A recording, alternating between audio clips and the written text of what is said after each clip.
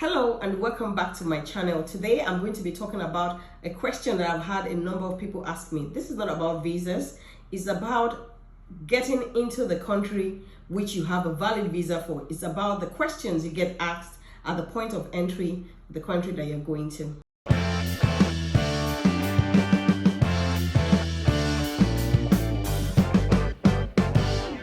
To start with, it's very important to know the simple questions that you might be asked so that you can sail smoothly instead of getting yourself to the extent that you'll be asked deep, intense, and interrogating questions. Then it's also very important to know how to answer these questions. Now, let me start with the basic or maybe favorite questions that the immigration always ask you. And I'm sure when I talk about this question, you remember that I said it that is important when you're getting your visa as well. Because the question is, what is the purpose of this trip?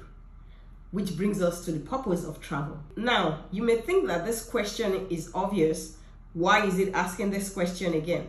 But there are some questions that it asks to catch you off guard and then to check if what you're going to say checks with what you said when you were applying for the visa. Because some people, once they get the visa, they forget all about their application and then it's just about the trip. Have the visa is the ultimate. No, you still have the order of the point of entry to cross. So make sure that whatever response you give tallies with what response you gave during your interview or maybe when you were submitting your application. It's important to know that when you're answering these immigration questions, you have to be friendly, short, like straight to the point. You don't need to tell them all of your life story. Confident, sweet, like let them know that you know what you're talking about. So because for a lot of countries, you don't get to show up for the interview anymore. It's not a one-on-one. You don't have a physical interview. You just send your document. So most people are not ready to face the immigration officers when they get to the point of entry. So it's always good to be, like I said, short, sweet, friendly, and confident. The reason for this question all over again is they want to know if your plan for that trip actually matches the type of visa you have. So for example, maybe you have a tourist visa now, and then you say that you're going to sell this or sell that. Maybe your customs open your bags and they see things that they will tell you that you don't have a work or business visa. So always make sure it matches, please. The second most common question they usually ask at the point of entry is, how long are you staying? Don't forget that during your visa application, it will be in the form. They will write intended date of arrival and intended date of departure. It means that they've already asked you that question when you were applying. So when you get to the point of entry now, it's a tricky one, but they will ask you that question again. If you're sure, like I said, don't go into all your life details. Don't say, oh, when I spend 2 weeks here, I'm going to spend 1 week here. Just go straight to the point and say 3 weeks. If you're not particularly sure, my advice here would be like, pretend that you're sure and mention something reasonable. 1 month, 5 weeks. Because they can, at that point, after that question, ask to see your return ticket. So imagine if you have a return ticket of like 6 months and you just said that you're going to be spending 5 weeks. That's a red flag. It doesn't check. One thing I would add to that is, if you get asked how long you're going to be staying, don't try and start looking it up. It looks suspicious because really you should be able to tell from the top of your head how long your vacation is going to be for, be it a conference, a seminar, your trip. You should have an idea at least of how long it's going to be for. So don't try to say you're trying to pull something up or check. No, please don't do that. I've been asked a few times if you need to print out your ticket physically or you can just show it on your phone. Once upon a time, I would have said just show it on your phone because, you know, the whole world is turning digital now. But it's happened to me before. I was actually going to the US. If you have been to the US, especially Atlanta airport, you know that the immigration officers, they are sharks, right? So I was going, I think it was my second or third time in the US, and it was still the BlackBerry era. And upon landing, I didn't have my ticket printed out, but I just thought, okay, the person I'm going to see has the tickets and everything. And upon landing, my BlackBerry Javelin had crashed. So there was no way I could get a number. The phone just wasn't coming on. There was no way I could get a number to call the person on. They asked for the address I was going to. I couldn't pull anything out. Even the emails to say that I had the ticket, nothing could be pulled out. And I'm like, okay. So since that day, I just knew that I needed to have everything printed out.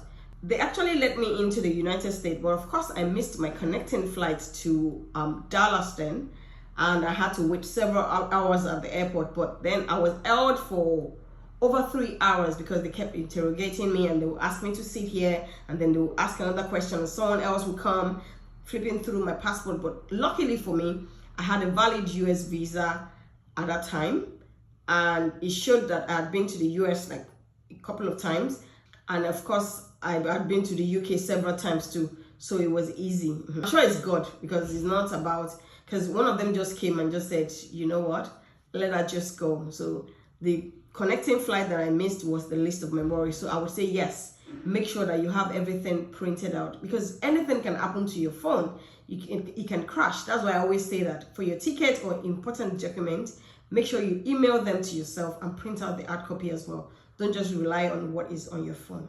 Another question you might get asked is where you're going to be staying at. So you say that you're going to be staying with family or friends. They will ask for the address just to check. It might just be they need to check if this person is legal, if this person has the right apartment for you to stay at. Because if it's a 1-bedroom and then maybe you're traveling with your significant other, or you're traveling with a child or children, you can all stay in a 1-bedroom.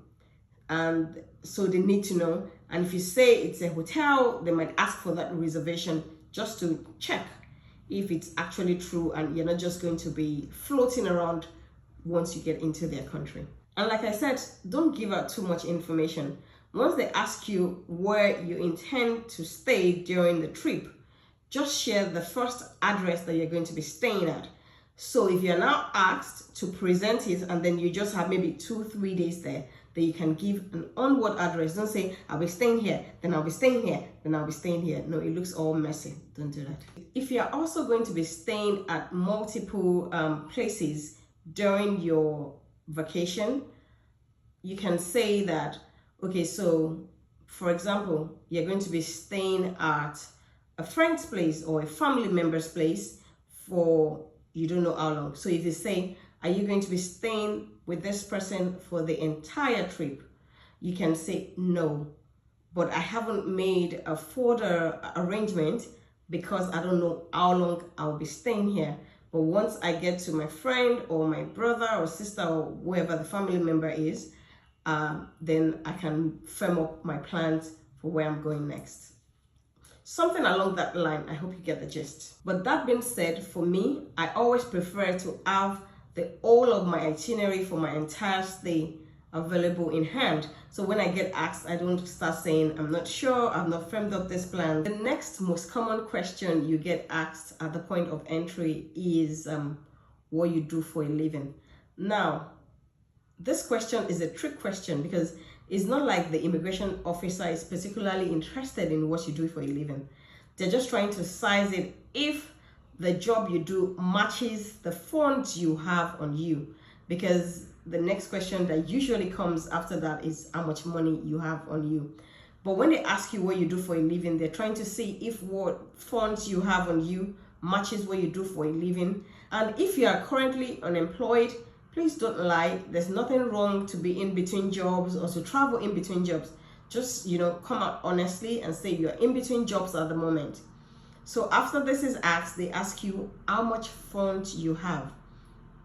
What I usually do is I Google the requirements, the money requirements for each country when I'm going there, because they have different requirements. For example, the Schengen countries, they expect you to have like 110 euros for every night that you stay in that country. The next most common question that gets asked after this is, are you traveling alone? If you're traveling alone, say you're traveling alone. If you're not, you're traveling with a group, you have other people in line, or maybe you have your kids with you, or your husband, your wife, significant other, just say. Or if you're traveling, whoever it is that you're traveling with, just say you're traveling with this person. The next question that gets asked after that is, not all the time, so all those questions. So the questions I know that for sure you'll be asked is, what is the purpose of this trip? How long you're staying? Maybe what you do. But if you're traveling alone, it's not always asked. But you can also get asked if you have families there. Now, if you have families there, don't be scared, because I see a lot of people, they'll say they're scared to say they have families there because they might think that they would not return after their vacation. The only reason why you should be scared to declare if you have families there is if they're there illegally. But if they're there legally, by all means, please answer truthfully. I found out that the best way to go about all of these questions is just to be honest and speak up and be truthful. Now, if you say you do have families there, you might have series of questions being asked. For example, their name, their address, what they do, and or whatnot. But then if you don't have families there, then that's fine. You can also get asked if you have been to that country before. Now, if you get asked if you have been to that country before, nobody is expecting you to know the dates. I never know the dates that I've been there. I will say yes. For example, if I get asked if I've been to the UK before, United Kingdom before, I say yes, and I don't expect anybody to say, oh, February the 3rd. No. So if they ask you if you've been there before, like I said, nobody's expecting you to remember the exact date. You just simply answer yes or no. Nobody's expecting you to say yes, and then it was this date or that date, so yes or no. And then when you get asked further that when, then you can say as simple as last summer, 5 years ago, 3 months ago. Nobody wants the exact date. If so far you're learning something from what I'm saying here, please give this video a thumbs up. If you have not subscribed, hit the subscribe button now and subscribe. So I'll continue with the next question that you're likely to get asked. The question of where you're flying in from is also common. Now, the immigration officers at the point of entry tend to ask a lot of people where they're flying in from, and a lot of people make mistakes when they're responding to that. So for instance, I'm flying from Lagos, Nigeria, via Qatar Airways, and I'm going to London.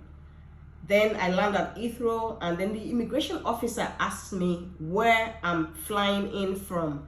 My answer should be Doha, Qatar, not Lagos, Nigeria, because I've had a stopover and I've stopped in another country, even if it's for 1 minute, because the place you're getting in from then is no longer Lagos, Nigeria. It's not a direct flight. So the response to that should be Doha, Qatar. It's not like they don't know where you're coming from. They know the flight that landed. They know, they can see it on your boarding pass, but it's just a tricky question, just to throw you off, just to see if you lose composure, and basically reasons just to find something against you and not let you in. So be careful when they ask you all those questions. And I will always say, like I said from the beginning, be friendly, be sweet, be short, be confident, and just go straight to the point. It's easy. A question that I know that people are being asked is, for example, if you're pregnant, they can ask you if you're pregnant. This is tricky, because really it's always better to just tell the truth. Now, this is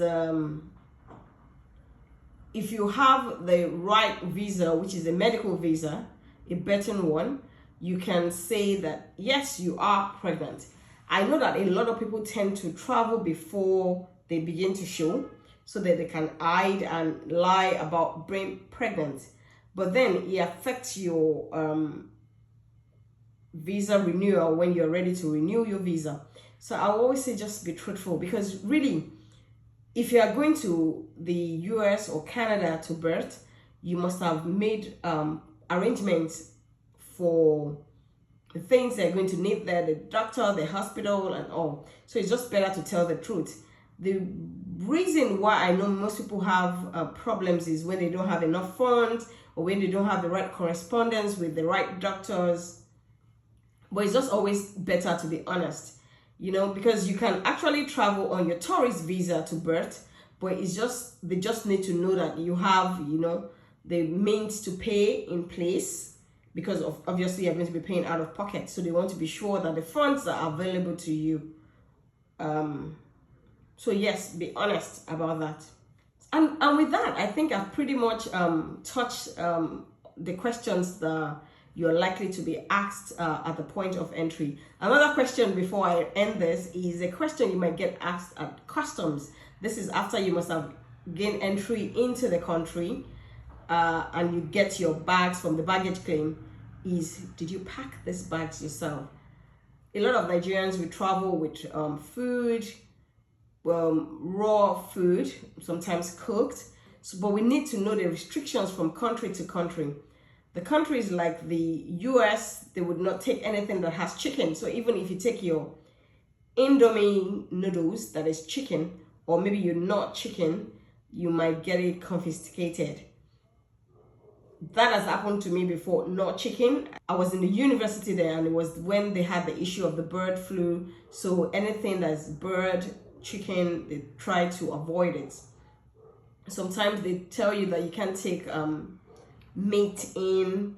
So things like goat meat, like snails, you can't take them in. So you need to be careful. Maybe you should just declare the food that you have so they can check it. Because if you lie and they find it, some might be nice and some might just want to mess with you and just make it difficult for you to get entry into the country. So what I usually just advise when it comes to food is just for you to, go on Google and just check the requirement for food in the country you're going to. Is this food, is it accepted? Is it considered a contraband? Is it something I need to declare, or I can just go easy peasy, So you need to check that before you go to different destinations. I usually just do that. It's safe. But then the best thing to do is don't take food. Don't take food. I try to avoid it. My mom knows me for sure that I won't carry food. So don't bother. I'll just tell you, you have African stores where I'm going to. Let them buy the food that you need to buy there. I think that pretty much wraps it up. That will be all from me today. Till next time. Take care. Bye-bye.